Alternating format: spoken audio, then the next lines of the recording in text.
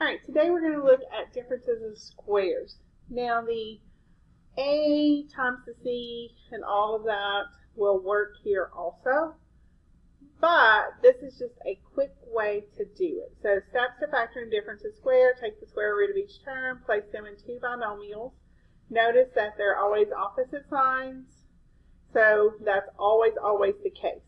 And always, no matter which way you're factoring, you should always check for GCF first. Always. So that's always a standard rule. Okay, so this first one, if we look at this, what times what will give me 81?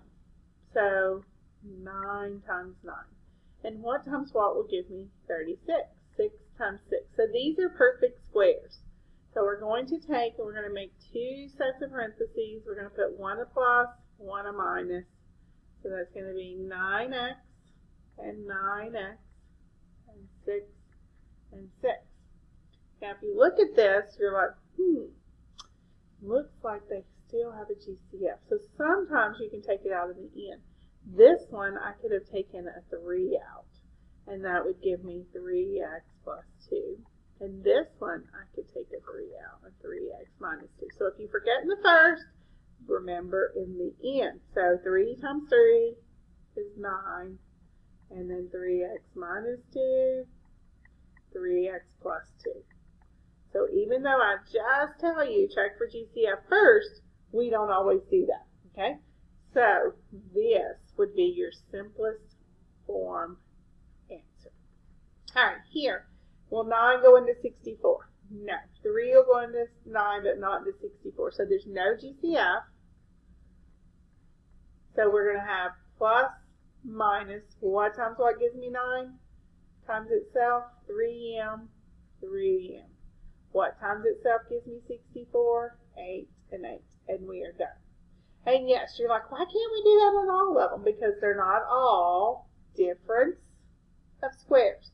Has to be a subtraction and has to be two perfect squares. Okay, let's look here. No GCF, no GCF. So we're going to have two parentheses, plus and a minus. Okay, I have b to the fourth. So that would be b squared and b squared. And what times what gives me 16? 4 and 4. Did you notice anything in your answer? Well, this is a sum of squares, so there's nothing I can do with it. So I'm going to leave it alone.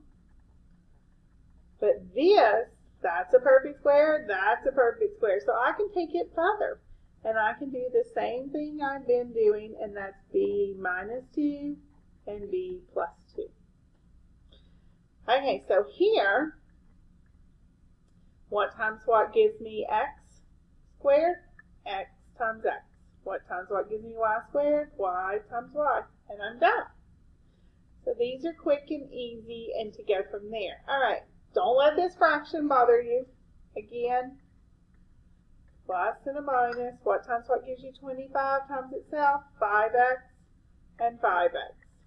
Well, 9's a perfect square, so that's going to be 3 over 4 and 3 over 4.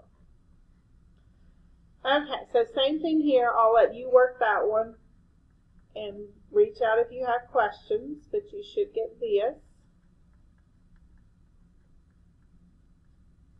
Okay, let's look at two more. Okay, on this one, 3 is not a perfect square. 12 is not a perfect square. But what is the first step we always do? That's right. Take out a GCF. So I can take out a GCF of 3 here. And now I have perfect squares.